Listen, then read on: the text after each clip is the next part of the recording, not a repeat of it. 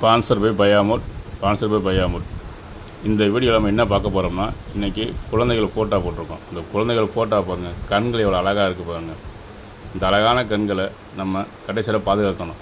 அதுவும் போக குழந்தைகளுக்கு இந்த சின்ன வயசுலேயே கண்கள் நிறையா பாதிக்குது. அது காரணம் என்ன கேட்டினா ஒன்றும் இல்லை. இன்றைக்கி பெற்றோர்கள் நிறையா பேர் செல்லு இருக்குது. செல்லு எல்லாருக்கும் முக்கியமான விஷயம். நல்லதுக்கும் இருக்குது, கெட்டதுக்கும் இருக்குது. ஆனால் அதை யாருமே நல்ல விஷயத்துக்கு அதிகம் பயன்படுத்துறதில்லை. இப்போ குழந்தை விஷயத்தில் பார்த்தீங்கன்னா அதிகம் சின்ன வயசுலேயே அது சரியாக சாப்பிடாட்டினா செல்லு கொடுத்துட்டீங்க. அது எதுவும் சேட்டை செய்யாமல் இருக்குன்னா செல்லு கொடுத்து பழக்கப்படுத்துறீங்க. செல்லு கொடுத்து அமைதியாக நினைக்கிறீங்க. ஆனால் செல்லில் பவர் அதிகம். அது கண் பாதிக்குது. இது யாருக்குமே தெரிய மாட்டேங்குது. இந்த சின்ன வயசுலேயே குழந்தைங்க செல்லை பார்த்து கண் பாழாக போகுது. அதுவும் போக பார்த்தீங்கன்னா எத்தனையோ வீடியோ வருது, எத்தனையோ ப்ரோக்ராம் பண்ணுறாங்க செல்லு கொடுக்காதீங்கன்னு. அது யாருமே கேட்குறதில்ல. நம்ம என்ன செய்கிறோமோ அதை பார்த்தா பிள்ளைகளும் கெட்டு போகுது. அதனால் நம்ம சின்ன வயசில் குழந்தைகளுக்கு எதுக்கு செல்லு அதிகம் நம்ம யூஸ் பண்ணக்கூடாது, தவிர்க்கணும். அடுத்து நம்ம பிள்ளைங்க எதுவும் கேட்குது, பிள்ளைங்க சரியாக சாப்பிட மாட்டேங்குது, நம்ம செல்லு கொடுத்தா சாப்பிட்றோம் அப்படின்னு நினச்சி செல்லை கொடுக்கக்கூடாது. அது இப்போ நல்லாயிருக்கும், ஜஸ்ட் அந்த சாப்பிட்ற நல்லாயிருக்கும். செல்லை பார்த்துட்டு சாப்பிட்டாலும் சீரண சக்தி இருக்காது. இது எல்லாமே ஆய்வு சொல்லியிருக்கு. எல்லாருக்குமே தெரியும், தெரியாத விஷயம் கிடையாது. ஆனால் யாருமே இதை ஃபாலோ பண்ணல. தயவுசெய்து பிள்ளையோட நலன் கருதி அந்த செல் கொடுக்குறத தவிருங்க. படிக்க கொடுத்தாலும் என்ன படிக்கிறாங்க, எதை படிக்கிறாங்க பாருங்கள். முக்கியமான ப்ரோக்ராம் பாருங்கள். டிவி பார்க்கும்போதும்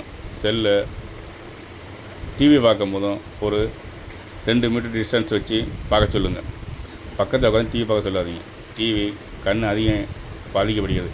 எல்லாருக்கும் தெரியும். ஏன் சொல்ல வரேன்னா, இந்த வீடியோ போடுறேன்னா, சின்ன வயசுலேயே பாவம் குழந்தைங்களுக்கு கண் பாதிச்சு நிறையா குழந்தைங்க இப்போயே கண்ணாடி போடுறாங்க. பாவம் சின்ன வயசுலேயே கண்ணாடி போட்டு அவங்களோட இது கண் டேமேஜ் ஆகுது. பார்வைத்திறன், கிட்ட பார்வை, தூர பார்வை நிறையா ப்ராப்ளம் வருது. அதனால் இதை சரி செய்வது பெற்றவங்களோட கடமை. முடிஞ்ச வரைக்கும் பெற்றோர்கள் குழந்தைகளுக்கு செல் கொடுக்க அவாய்ட் பண்ணுங்கள்.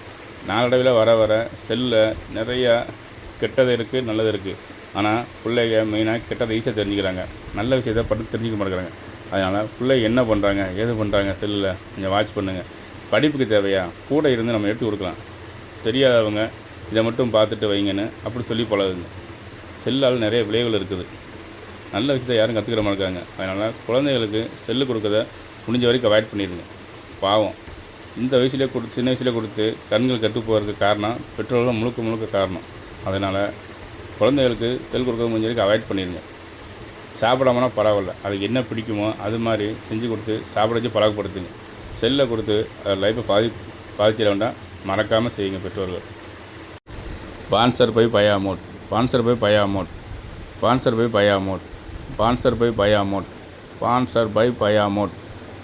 பயாமோட்.